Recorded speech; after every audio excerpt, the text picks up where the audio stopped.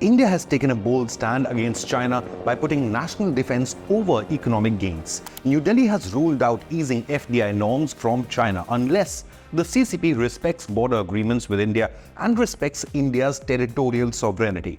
Meanwhile, New Delhi has also dared the CCP by directly terming China's 60-year occupation of Tibet as, quote, illegal. We'll tell you why. Rising border tensions have had an impact on all aspects of bilateral relations, which has seen India impose a near-total ban on Chinese FDI, direct flights and visas from China. The country's Commerce and Industry Minister Piyush Goyal has now declared that the government has no plans to review the matter of foreign direct investments from China, as was pitched by the Economic Survey recently.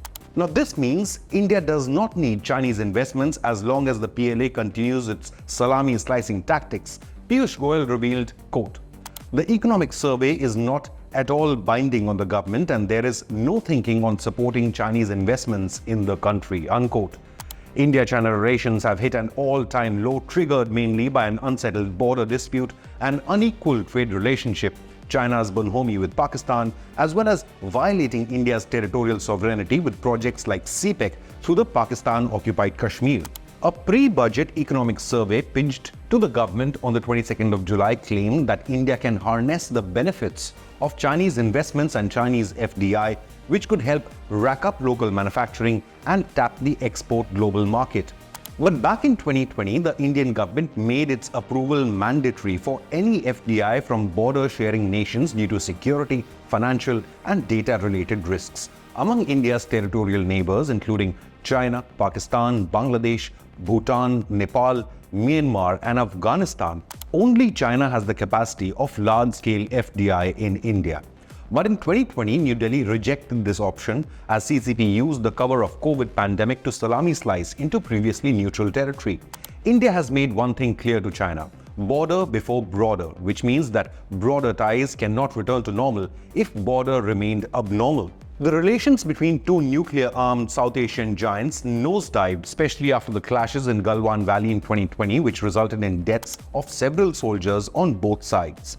Taking stern action against China, India went on to ban over 200 Chinese mobile apps, including TikTok, WeChat and Alibaba's UC browser, following the border standoff and the threat of Chinese state-sponsored espionage. The United States has time and again accused China of stealing its military secrets, including the F-35 stealth fighters, missile technology, and using AI to turbocharge its spying activities.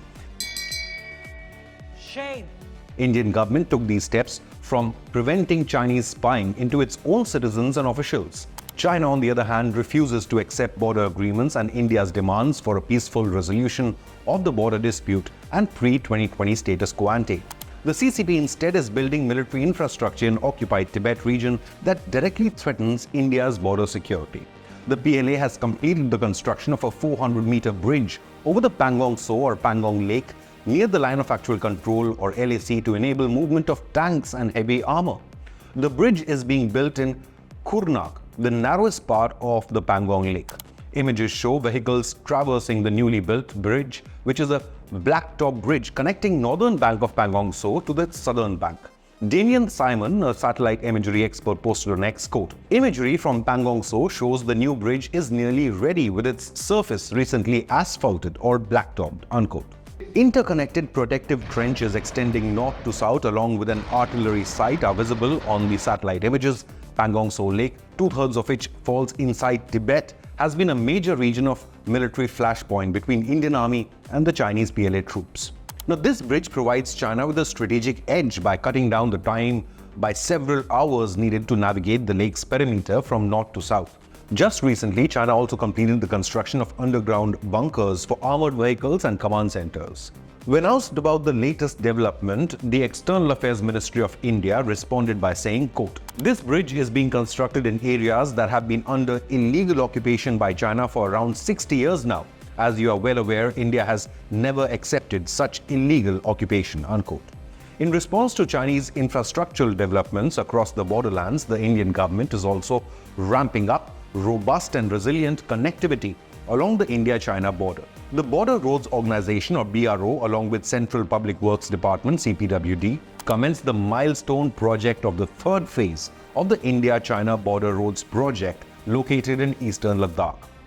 In a big boost for security forces, the latest construction is aimed towards improving all-weather road network and facilitating the movement of military forces along the treacherous Himalayan region. The BRO will be overlooking 5 new roads which have been identified under Phase 3 and will be constructed in eastern Ladakh to improve accessibility, operational efficiency and logistical capabilities in these remote regions.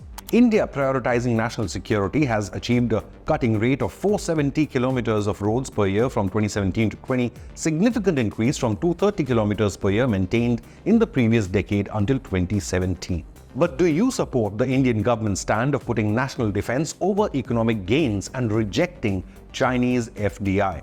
Leave a comment, hit the like button and subscribe to Inconnect News for daily news and updates.